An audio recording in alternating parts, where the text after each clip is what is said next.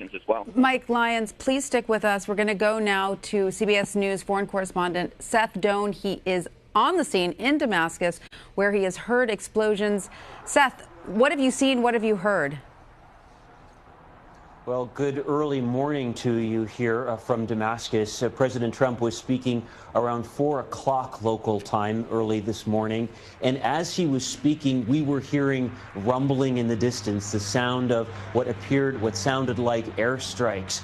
When we were here a couple of months ago and we were hearing the strikes, the Russian military and forces loyal to Bashar al-Assad striking Douma, it was that same type of rumbling sound, almost sounds like thunder in the distance. And we're here looking southeast out over Damascus. We didn't see any flashes from this point, but we did at a couple of points see anti-aircraft fire streaking through the sky. It didn't appear to have a specific target. It was hard to tell where it was going, but it almost appeared like a slow-moving flare going through the sky.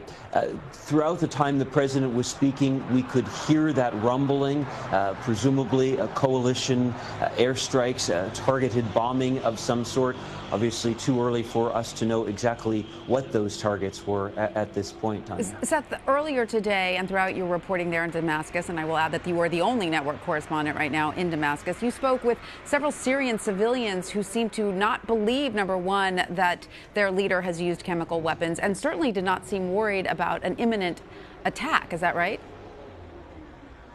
Absolutely. We've been here on the ground for a couple of days out talking with people, and there was a kind of nonchalance and a sense, well, probably two things. One, that they have now this war has entered its 8th year. It is grinding on, and there is a weariness of war. I mean, when we were here a couple of months ago, I described that you could hear the airstrikes, the Russian airstrikes pounding Douma. So airstrikes are sadly nothing new here in this country. So there may be a weariness. Also, a lot of people were telling us that they believe simply that civilians would not be the target. So we were out earlier in the day on Friday. We were at a little amusement park, and people were on the rides. We were in a park walk with people strolling on a beautiful day. The weather is quite nice here. The sun was shining. It's really one of the nicest times of the year here in Damascus weather-wise, and people were out enjoying a Friday, which is the holy day, a quieter day of the week,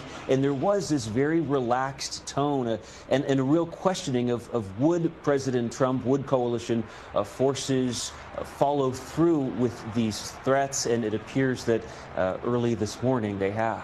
All right. Well, CBS News foreign correspondent Seth Doane, again, the only network correspondent in Damascus, thank you so much for your time.